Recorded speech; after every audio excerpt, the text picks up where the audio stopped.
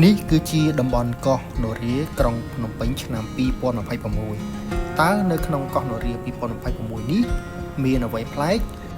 អញ្ចឹងពេលនេះគឺយើងធ្វើដំណើរបាទ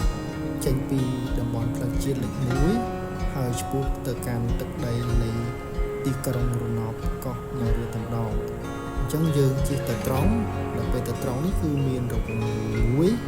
ហើយយើងជិះទៅមុខទៀតគឺយើងនឹងដល់ទឹកដីនៃកោះនរាតែម្ដងក្នុងការដែលយើងឆ្លងចូលទឹកដីកោះនរាគឺមានស្ពានភ្លុះ2បាទមានមកនិងចូលចេញពីផ្លូវជាតិលេខ1ចូលកោះនរាចេញពីកោះនរាចូលមកផ្លូវជាតិលេខ1តែម្ដងបាទនេះគឺជាទស្សនវិជ្ជានៅចុងសប្តាហ៍ថ្ងៃទី